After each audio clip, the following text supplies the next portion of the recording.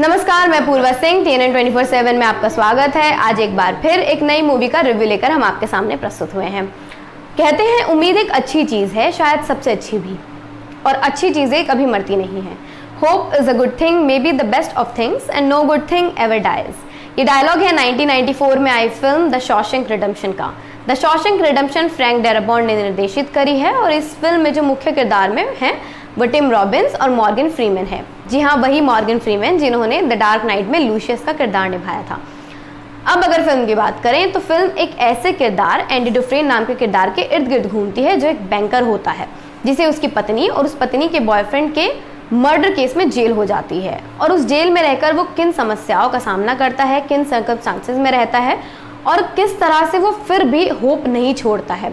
जाहिर सी बात है कि ये एक प्रिजन ब्रेक स्टोरी है, तो एंड में जाकर एंडी डुफ्रेन जेल से भाग ही जाएगा, लेकिन किन सिचुएशंस, किन सर्कमस्टांसेस और किस प्लानिंग के साथ वो जेल से भागता है, ये पूरी कहानी उसके बारे में है।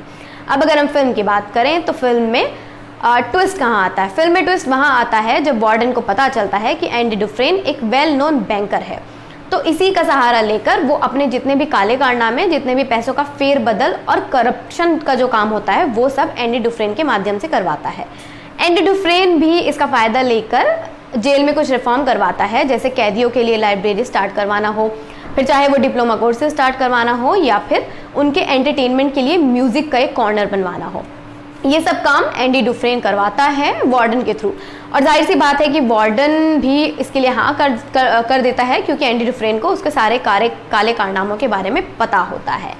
अब ये फिल्म क्यों देखनी चाहिए? फिल्म इसलिए देखनी चाहिए क्योंकि IMDb पर इसकी 250 जो बेस्ट मूवीज़ हैं उसमें ये हमेशा टॉप पर रहती है, और IMDb ने भी इसे 9.2 रैंकिंग दी है।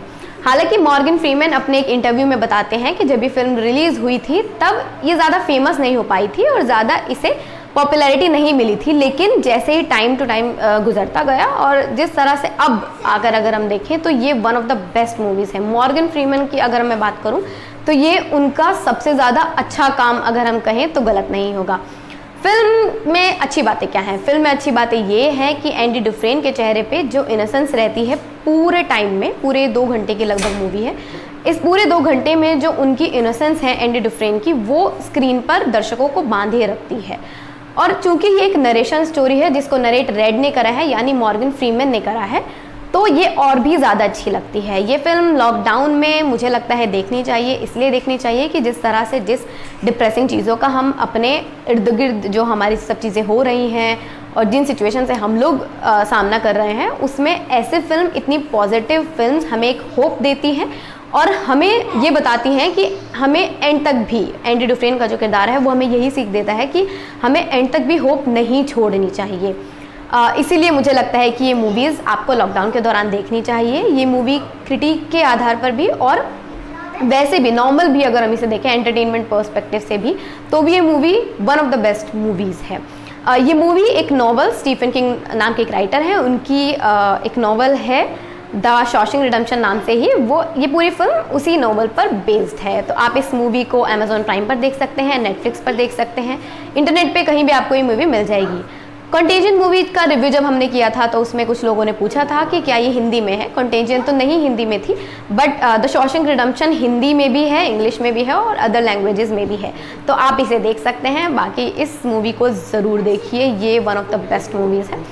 और बाकी आगे के रिव्यूज़ देखने के लिए देखते रहिए TNN 24/7। धन्यवाद।